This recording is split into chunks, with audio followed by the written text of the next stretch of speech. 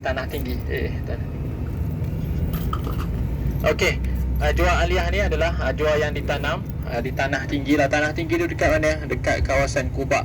Dekat kawasan kiri kanan kita ni kalau ada pokok kurma, dan pokok kurma tu kurma ajwa yang berbuah, dia akan dinamakan dengan ajwa aliyah. Itu yang pertama. Yang kedua adalah ajwa Madinah tanah haram. Ajwa Madinah tanah haram ni macam mana? Dia ditanam di tanah haram Madinah. Madinah ni dia ada tanah halal, dia ada tanah haram. Yang macam mana Nabi Muhammad sallallahu alaihi wasallam bersabda, Nabi Muhammad sallallahu alaihi wasallam mengharamkan tanah Madinah seperti mana Nabi Ibrahim mengharamkan tanah Mekah. Jadi dekat tanah haram Madinah sebenarnya dia ada pantang larang dia lah, yang kita tak boleh langgar.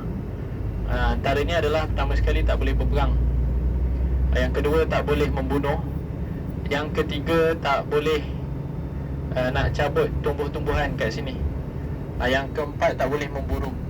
Jadi bahkan yang pasal kejar burung merpati tu pun ada orang macam mempertikaikan lah, sama ada boleh ke tak kita nak kejar burung merpati. Tapi kalau ikut yang kuat tak ada masalah lah. Bermain dengan burung merpati dah bukan memburu dia. Dan itu adalah ajwa yang jenis kedua, ajwa Madinah tanah haram.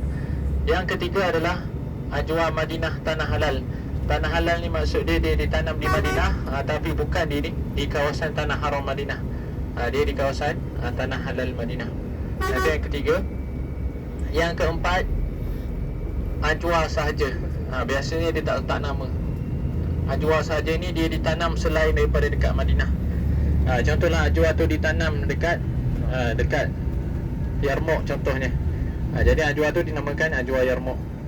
Kalau ajwa ditanam dekat universiti korang, dia akan jadi ajwa Muqtah. Kalau ajwa tu ditanam dekat rumah saya kat Malaysia, dia akan jadi ajwa Kelantan. Dari sudut rasa dia sama saja, dan biasa dia akan kategorikan ikut grade. Dia ikut grade saiz buah, bukannya ikut contoh kalau macam dia adalah ajwa aliyah, dia akan ikut grade saiz dia pula. Sebab dia adalah berbeza lah saiz dia.